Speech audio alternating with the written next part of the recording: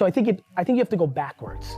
I think the thing that everybody makes mistakes with, I think one of the best things I've ever done, and I articulated about my love of the journey, but I don't talk enough about the way I strategize. I kind of like playing the role of like charismatic, crazy guy, but I definitely think about stuff quite a bit.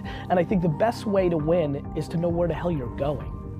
And so, and the reason I've been pushing self-awareness is not everybody here is destined to build a $500 million thing. I also think it's crazy that people don't realize how amazing it is to build a $1 million thing. If you can build a $1 million a year revenue business and run on 30% net profit, you have a crazy life. And so we have this whole world of everybody trying to achieve for something that's virtually impossible, and they're putting themselves in a position where by trying to build something impossible, they're gonna end up working for a bank.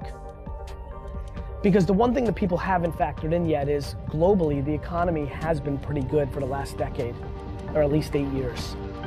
And my biggest concern is the next economic slowdown, right? And obviously Ireland's had different things going on in the UK, and Brexit for the UK and the US, and everybody has their own microeconomic things, but I think the reality is globally, right now, things are good. You know, people are tense about politics, but economic realities and all the people that made money in the 2000s or have family money are pouring money into startup land.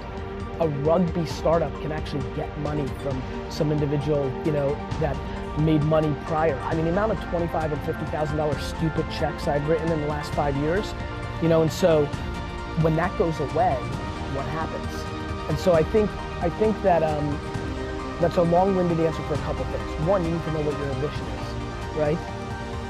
Two, you have to figure out if what you're doing now is just the place where you're transitioning into the next chapter of your career, or is this the thing that you want to try to build?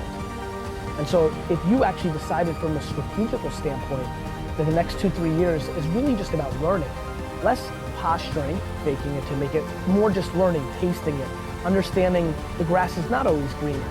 Yeah, startup land is better than finance land because people aren't as douchey or this and that, but there's a lot of things that aren't as good. Like pressure, like it's all on you, like da-da-da-da-da-da. Well then if you've made the macro decision that this is a stepping stone and this is how you're gonna go about the world, all of a sudden you're not spending most of your time trying to figure out how to make the most money out of this. You're taking it in a totally different mindset. You've almost got a university-like mentality to the execution. You don't wanna go out of business. You don't wanna have to go back to get a job.